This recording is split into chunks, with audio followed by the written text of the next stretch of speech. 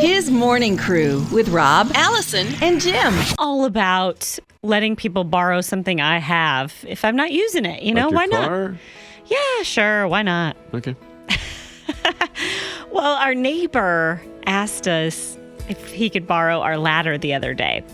And we don't like our ladder. I bought it at the thrift store for $5. And I didn't even buy it to really use it as a ladder. I bought it to use it as a display when I was selling handmade teepees at craft fairs. Oh, yeah. So the only thing like standing on my ladder were the teepees. I used as a way to lay them out.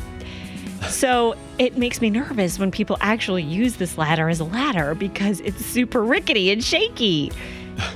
But Tim told him, my husband, he said, you can borrow it, but just remember it's real rickety. So he borrows the ladder and is like stretching up to cut down little branches off this little tree in his backyard.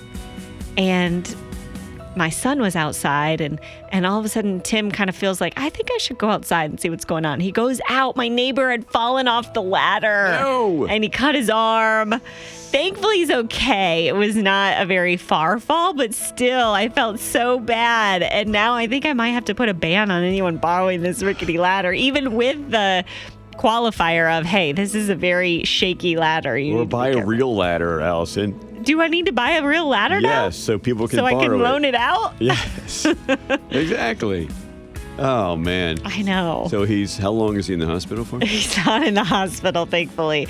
But his wife, the next day, we saw his wife out on the driveway, and Sammy right away goes, your husband fell off the ladder. And I saw it happen. And it just reminded me, like, he cannot keep his mouth shut. When anything exciting happens, he has to tell the whole world the story. He called me and told me about it. Guess what? Yeah. But, it did remind me that we need to have more conversations. If you see someone get hurt, you should probably run and get an adult, get some help, that kind of thing. Yeah, no one got hurt on my amplifier, but I've had people want to borrow my guitar amplifier before. This is years ago. Yeah. And it's an expensive one. And then they just give it back to me after too long. I have to ask for it back because I kind of needed it kind of thing. And then I see this big gash, this part where the black leather part is ripped off. I said, no. What happened here? Oh, yeah, I bumped it on something. Oh. Okay, and that's the end of the story, I guess. And another time, a knob was missing. And these are different people.